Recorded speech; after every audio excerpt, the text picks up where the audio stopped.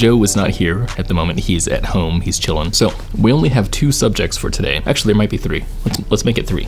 Games Over Coffee consulting is a thing that I'm doing where I help game developers with game design. I recently switched to a pay what you want system. So, you know, if you want to submit a game to me, and then I'll be like, bruh, this is what you did wrong. And then you'll be like, you know, cool, here's no money. So the sagebrush is the subject of the next video. I've already have the script written out and everything, but I'm waiting for the goddamn weather to chill, because Jesus, we've been just having an onslaught of thunderstorms and crazy winds and everything here in California. So that's been pretty so I've not been able to shoot. The next thing is questions. So that's the rest of this video, just questions. But I have quite the story to tell with these questions, so it's going to be really fun. Any questions that were asked last week in the comment section, I'm answering this week. And any questions that you ask this week, I will answer next week. Andrew says, I'm personally curious if you're using any design frameworks to plan the narrative of the door problem. How much branching does the narrative contain? I'm not really using a traditional framework for this game. This is where I get a little strange. In the idea of Super Mario Bros. When you play the game, there's a certain series of tasks in front of you, a certain series of challenges. When you try to complete these challenges, there's never a moment that you're deciding, do I do this thing or do I do that thing? It's not binary like that, right? It's not one or the other, it's nuanced.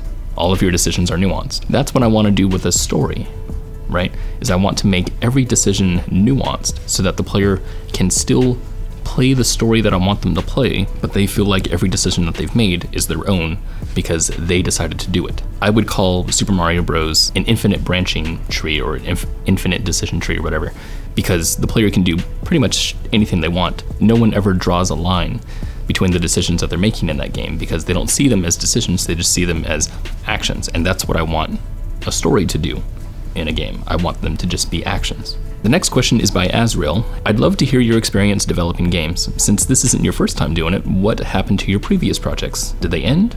Why? But also, what makes the door problem different from those? This has quite the story to it. I fell in love with game design around 10 years ago when I saw Sequelitis from Egoraptor. I didn't know you could communicate with players through interaction. I thought that was amazing. I'd always liked that, and I was always into the idea of nonverbal communication. So what I did in 2013, I made my first YouTube video about me talking about game design to other people. And I think it was just because I just wanted to experiment. The series was very short-lived. It was called Press Y to Start. I'll link it in the description if you want to see some really cringe-worthy videos. They are pretty cringy. You know what game I really like? It was called Press Y to Start because of an inside joke that me and my friend Nick had. There was a certain game that required you to press Y to start rather than the start button. Also just because I like the idea of asking why, you know, in games that was double meaning. Anyway, it doesn't matter, stupid idea. I made 2 episodes of that and I figured the YouTube thing wasn't for me. Look where that got me, right? After film school, I was very attached to this idea of storytelling. So when I learned about this game design, I wanted to marry the two. And so I was like looking for games that were doing that. I went through so much researching, tried to find a game that did do that, and I couldn't find many at all. So I was like, you know what? I'm gonna make one. I'm just gonna do it myself. Okay, so the name of the first game that I made is called Matches. It's based off of the book The Little Match Girl by Hans Christian Andersen. I really liked that short story and I wanted to make it into a game, but not just because I wanted to, it's because I wanted to make this narrative idea, the narrative idea that I just talked about, I wanted to put that into a game. And so I figured, well, what I'll do is I'll take a story first and then try to make that into a game. And I went so hard into this that I ended up quitting my day job. I quit my full-time job to focus solely on this game, because I really was passionate about trying to get this kind of design to work in a game. I got a team together called Neristhetics. I started vlogging, design a game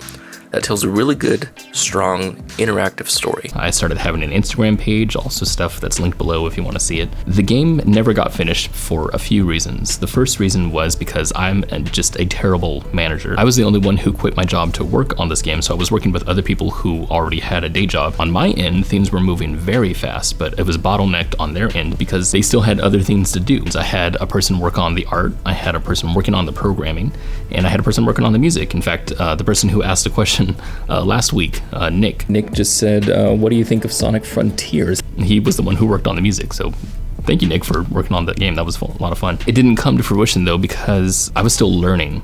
I was still learning a whole lot about game development and using an engine and coding and everything like that, and I wasn't aware of anything. I went to film school. Coding made no sense to me. And because everything was going so slow, by the time like a year had passed, I needed to start making money. And I started doing more freelancing, and I started doing a lot more business building. And I ended up building a business with a couple of friends of mine that did make money, but man, we had to focus so much effort on making the business work. When I finally turned my attention to the game to try to work on it again, I found out the game that I was making was not achieving what I wanted it to achieve. The story that the girl is experiencing is very different from the story that the audience gets. It's very much a sympathetic story, not an empathetic story. And so what I wanted to make was an empathetic story. The game was in a playable state. You could walk around and interact, and that was about it. By the time I figured that out, I figured, well, I could either finish this game and continue doing the things that I don't like and have this go very, very slowly, or learn from what I did wrong and then reset. So that's what I did. The second game that I tried my hand at was called Dire. And you already know what this game is if you've watched this channel. It was the game that I described in this video. That game about cannibalism is the game that I was trying to make. It was the game called Dire. I went so hard on that game. I taught myself so much code. I taught myself C#. I took a bunch of online classes. I read the Unity manual from start to finish. I tried coding in other languages. I did so much to try to figure out what to do and how to make that game. And I got to the point to where I could do stuff, and I made some part of an interactive thing, but I never got to the point to where I wanted to complete the game. And it's because, again, development is so difficult for me. It doesn't come natural to me. It's one of my weaknesses. I really need someone else to focus on that while I focus on the design. What makes the door problem different is that I have a developer that is working on this with me, and he knows what he's doing, and I can just iterate, basically. And it's really, really nice because I can talk to this person directly, and he and I can just work on the game together. And it's really, really nice to be able to do that, as opposed to what I was doing before, which was a whole lot of remote work. I also have a reason to make the door problem, so I can use it as an example in a course that I'm making or a book that I'm writing. Okay, the next question that we have is from Carradine. What's up, Carradine? So his question was, have I played Death Stranding? And if so, what are my thoughts about the game? Specifically, what did I think about the gameplay, which is quite different from most AAA games, but also, since I have an interest in how games tell stories, what did you think about the way that Death Stranding tells a story? I have a lot to say about Death Stranding, and I said it all in a previous video. The second video that we made for this channel, where Taylor and I talked about Death Stranding. Man, it's freaking crazy. Like, it's nuts. It's just insane. Yeah, in an hour and a half. So that video is linked below if you'd like to check that out. We talk about everything from mechanics to story to design and all kinds of stuff. Death Stranding, I was very, very excited to play. I have played it all the way. It's funny, it's one of those games that I can say that I very much did not like playing the game, but I enjoyed so much of it. I want to call this game a masterpiece, and it's probably because I have a very big bias. I'm very into Hideo Kojima games, but I like them because of their uniqueness, basically. Like you said, Carradine, most AAA games don't do what his game Death Stranding does. I fell in love with Kojima with Metal Gear Solid 1 and 2, and I really liked Death Stranding. The mechanics, the inventiveness of them. I love the stranding mechanic, which is crazy. I love the idea of the entire game is basically walking. That's just so interesting, and making walking more than just holding the control stick. But the way that it tells a story, yeah, is kind of whack. I really like Kojima's games, including his crazy stories. Those stories are very over the top and what I want to call anime, right? They're very anime. You never question what each person is thinking.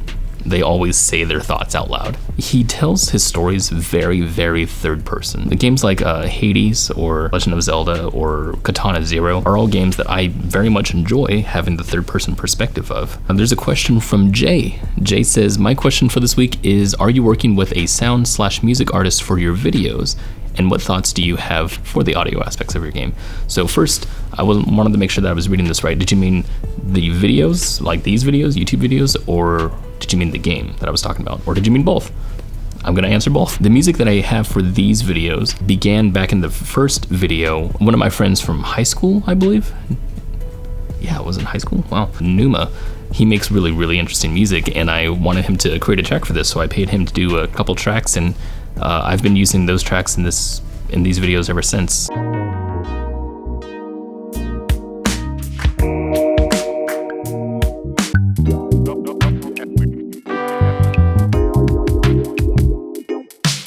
And then the other music that we have is for the Games Over Coffee theme.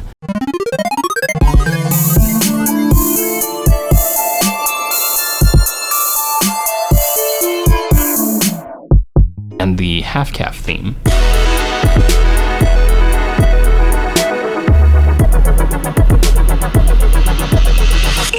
And both of those are made by Taylor. Taylor's also a very talented music producer. He does electronic music a lot. He's actually working on the Door Problem right now with me for the music side of things. As for like 90% of the music that I'm using on these videos, I mostly get from royalty-free places. I go to envato.com. I pay them like a monthly fee to use basically as much music as I want. I love having music in my videos. It's like the one thing that keeps me coming back to editing. I love editing to music. It's one of my favorite things ever, but it has to be music that I like. I really like over-the-top trap and EDM type music in these videos because it always brings me back to the idea of Office Space, where they use like heavy hip hop in contrast with the like office workers. I like that contrast a lot, and so I feel like I'm doing the same thing here with like a party trap house kind of music with a stuffed robot and me and him talking. It's not super contrasty, it doesn't have the same effect, it's not like super jokey, just fun. As for the game, for the Door Problem,